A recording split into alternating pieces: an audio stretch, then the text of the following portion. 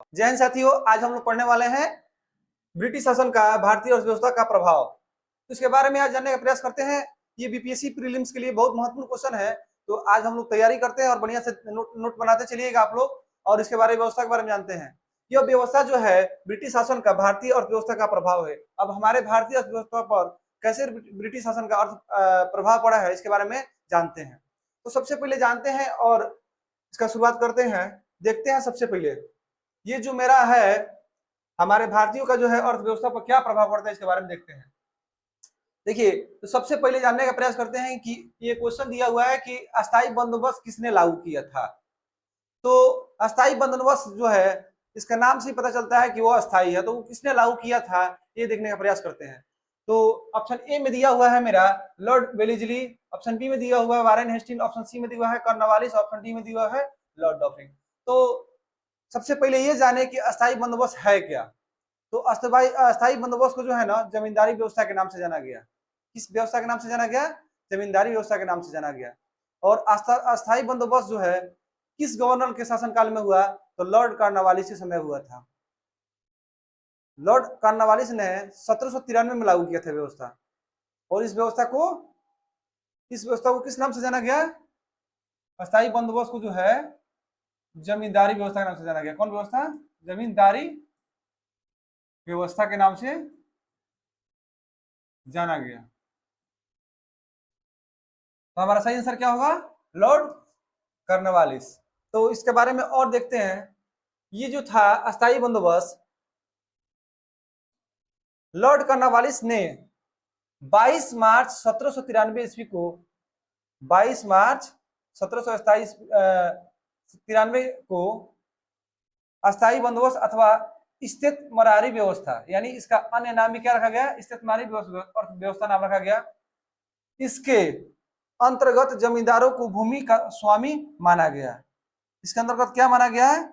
जमींदारों को भूमि का स्वामी माना गया।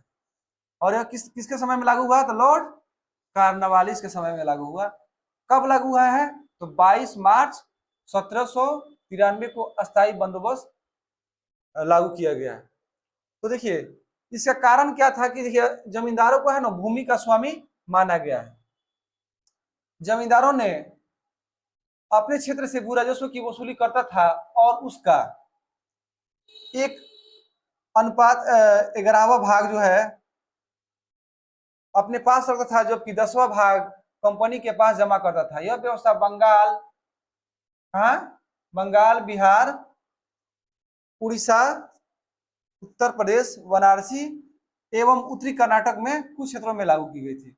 अब पूछ सकता है कि आपसे कि अस्थायी बंदोबस्त जो व्यवस्था है कहां कहां लागू किया गया था। तो ऑप्शन दे देगा बंगाल, बिहार, उत्तर प्रदेश, इनमें से सभी। तो क्या होगा? इनमें से सभी। क्वेश्चन ऐसे करके पूछता है, तो कभी कंफ्यूज नहीं होना है और नोट लिखते चलना है कॉपी में।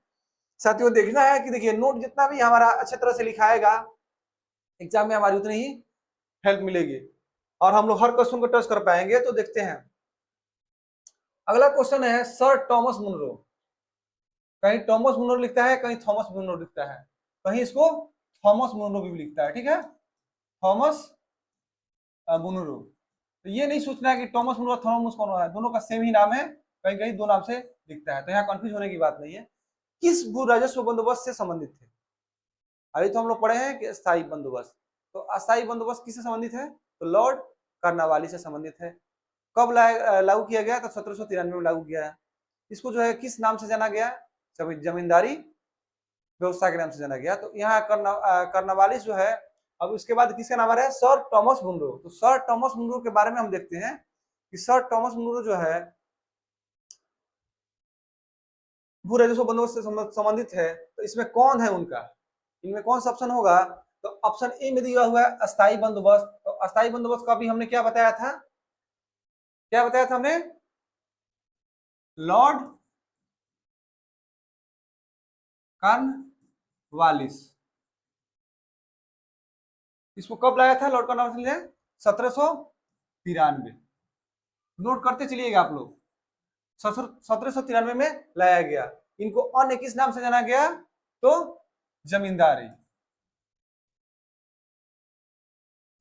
जमींदारी व्यवस्था के नाम से जाना गया। ठीक है, तो अब ये भी देख लेते हैं महलवाड़ी बंदोबस्त। तो महलवाड़ी बंदोबस्त किससे संबंधित है? महलवाड़ी किसके समय लागू किया गया और किससे संबंधित है? किससे संबंधित है महलवाड़ी? महलवाड़ी किससे संबंधित है भाई? तो ये हम देखते हैं कि महलवाड़ी बंदोबस्त जो है हॉल्ट मैकेंजी के द्वारा 1822 में लागू किया गया था। तो इसका कौन सा हो जाएगा? हॉल्ट मैकेंजी के द्वारा। अब ये किसके कहने पे हुआ था? तो ईस्ट इंडिया कंपनी ने लागू किया था। इसे किसने लागू किया था? ईस्ट इंडिया कंपनी ने लागू किया गया था। हालांकि बाद में जो है इसमें सुधार किया गया, इसमें बाद में सुधार किया गया है। तो इसके बाद जो सुधार किया गया वो कौन किया था? तो विलियम बेंटिंग ने शुरुआत किया था, सुधार किया था। किसने किया था? विलियम बेंटिंग ने सुधार किया था। अब देखते हैं हम लोग रैयतवाड़ी व्यवस्था। तो रैयतवाड़ी व्यवस्था किसने किया था? तो रैयतवाड़ी व्यवस्था जो है सर थॉमस मुनरो के द्वारा किया गया था। किसके द्वारा किया गया था? सर थॉमस मुनरो के द्वारा किया गया था। तो हमारा सही आंसर क्या होगा? सर थॉमस मुनरो, यानी रैयतवाड़ी व्यवस्था से संबंधित है। अब ये भी देखते हैं हम लोग कि इसमें जो है दिया हुआ है कि सर थॉमस मुनरो और कर्नल रीड को रैयतवाड़ी व्यवस्था का जन्मदाता माना जाता है। क्वेश्चन पूछेगा कि रैयतवाड़ी व्यवस्था का जन्मदाता किसका बात कर रहा है? रैयतवाड़ी व्यवस्था का जन्मदाता किसे माना जाता है? रैयतवाड़ी व्यवस्था का जन्मदाता माना जाता है, तो किसे माना जाता है? थॉमस मुनरो और कर्नल रीड, यानी हमारा आंसर क्या होगा? थॉमस मुनरो और कर्नल रीड, इनको जो है रैयतवाड़ी व्यवस्था का जन्मदाता माना जाता है। तो कलम से आप लोग नोट करते रहिए अपने डायरी में।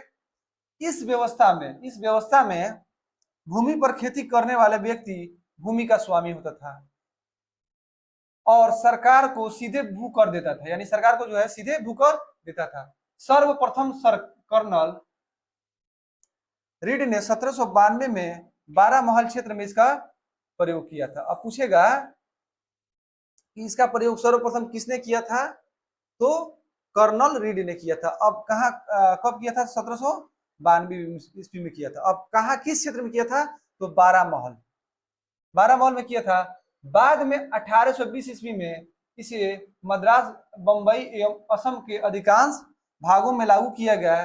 रैयतवाड़ी व्यवस्था में ब्रिटिश भारत का लगभग 51% क्षेत्र शामिल था। अब ये देखते हैं कि ये जो व्यवस्था थी, यह व्यवस्था सबसे पहले मद्रास प्रेसिडेंट थी कि बारामहल जिले में लागू की गई थी। और कब लागू की गई थी? तो 1820 में लागू की गई थी। इसको कब लागू की गई थी रैयतवाड़ी व्यवस्था को? 1820 में लागू की गई थी। ठीक है, तो 20 ईस्वी। इसको आप लोग नोट बनाते रहिए, लिखते रहिए। अगला प्रश्न की ओर बढ़ते हैं और देखते हैं अगला प्रश्न की मेरा क्या कर रहा है। अगला प्रश्न जो है मेरा, महलवाड़ी व्यवस्था। महलवाड़ी व्यवस्था किसकी बात कर रहा है? महलवाड़ी व्यवस्था। महलवाड़ी व्यवस्था को किस क्षेत्र में लागू किया गया था? इस क्षेत्र का नाम पूछ रहा है कि महलवाड़ी व्यवस्था को किस क्षेत्र में लागू किया गया था। तो किस क्षेत्र में लागू किया गया था? तो देखिए महलवाड़ी व्यवस्था जो है ऑप्शन ए में मेरा दे रहा है पंजाब, ऑप्शन बी में दिया है महाराष्ट्र, ऑप्शन सी में दिया है मद्रास एवं असम, ऑप्शन डी में दे रहा है इनमें से कोई नहीं। तो मेरा सही आंसर क्या होगा? मेरा आंसर जो होगा मद्रास एवं असम क्षेत्र में लागू किया गया था। अब इसके बारे में और कुछ देखते हैं। ये जो है महलवाड़ी व्यवस्था जो थी, महलवाड़ी व्यवस्था का सूत्रपात सर्वप्रथम हॉल्ट मैकेंजी द्वारा 1819 में किया गया। देखिए पूछेगा क्वेश्चन कि महलवाड़ी व्यवस्था का सूत्रपात सर्वप्रथम किसके द्वारा किया गया? यहां डाल लेगा किसके द्वारा, किसके द्वारा, किसके द्वारा है? तो हॉल्ट मैकेंजी के द्वारा 1819 में किया गया था। इस व्यवस्था में भूमि कर की इकाई एक गांव अथवा महल होती थी। गांव के लोग सामूहिक रूप से भूमि कर देने के लिए उत्तरदायी होते थे। इसके अंतर्गत उत्तर प्रदेश, मध्य प्रदेश, पंजाब के क्षेत्र शामिल थे। यानी कौन कौन क्षेत्र शामिल था? उत्तर प्रदेश, मध्य प्रदेश, पंजाब के क्षेत्र शामिल था। 1833 ईस्वी में मार्टिन बर्ड द्वारा पहली बार लगान निर्धारित करने के लिए मानचित्रों तथा रजिस्टरों का प्रयोग किया गया था। पूछेगा कि मानचित्रों तथा रजिस्टरों का प्रयोग महलवाड़ी व्यवस्था को लागू करने के लिए किसके द्वारा किया गया था? तो मार्टिन बर्ड के द्वारा किया गया था। अच्छा, ये बताइए 1833 में कौन सा एक्ट लागू हुआ था? तो इस एक्ट का नाम आप लोग कमेंट में जरूर बताइएगा। अब देखते हैं अगला प्रश्न में बढ़ते हैं, और अगला प्रश्न जो देखते हैं, मेरा अगला प्रश्न क्या है। अगला प्रश्न है कि निम्नलिखित में से कौन सा दादा भाई नौरोजी के धन के निष्कासन सिद्धांत में विश्वास नहीं करता है? दादा भाई नौरोजी के बारे में बात कर रहे हैं। तो ये जो दिया है ऑप्शन ए में मेरा दिया हुआ है बाल गंगाधर तिलक, आरसी दत्त, एमजी रनाडे, और डी में सर सैयद अहमद खां। सर सैयद अहमद खां की बात कर रहा है, तो मेरा सही आंसर क्या होगा हम लोग देखते हैं। मेरा सही आंसर जो है क्या होगा? डी होगा, सर सैयद अहमद खां। सर सैयद अहमद खां की बात कर रहे हैं ना, तो मेरा सही आंसर क्या हुआ है? सैयद अहमद खां हुआ है। अब इनको किसके लिए जाना गया है? तो ये जो है दादा भाई नौरोजी के धन निष्कासन सिद्धांत को जो है में विश्वास नहीं रखते थे। अब ये भी जानते हैं कि दादा भाई जो नौरोजी थे उनको किस नाम से जाना गया था? तो उनका जो नाम था grand old man of India. और ये भी देख लेते हैं कि धन निष्कासित सिद्धांत दिया है ना यहाँ पे, धन निष्कासित सिद्धांत ये जो है कब लागू किया गया था? तो 1867, 1867। यानी अब ये भी देखते हैं इनके बारे में। ये जो थे दादा भाई नौरोजी जो थे धन निष्कासित सिद्धांत का प्रतिपादन किए थे। यहाँ जो है सर सैयद अहमद खां ब्रिटिश शासन के प्रति निष्ठावान थे, यानी ब्रिटिश शासन के प्रति जो है इनकी अपनी निष्ठा थे, निष्ठावान थे। उनका मानना था कि अंग्रेजों के सहयोग से भारत में मुसलमानों की सामाजिक आर्थिक शैक्षणिक स्थिति में सुधार किया जा सकता है। क्वेश्चन ये भी पूछ सकता है कि भारत में मुसलमानों की सामाजिक, क्वेश्चन देखिए यहाँ से क्वेश्चन बन सकता है कि भारत में मुसलमानों की सामाजिक आर्थिक शैक्षणिक स्थिति में सुधार किसके द्वारा किया जा सकता है? तो उनका मानना था कि ब्रिटिश शासन के द्वारा किया जा सकता है।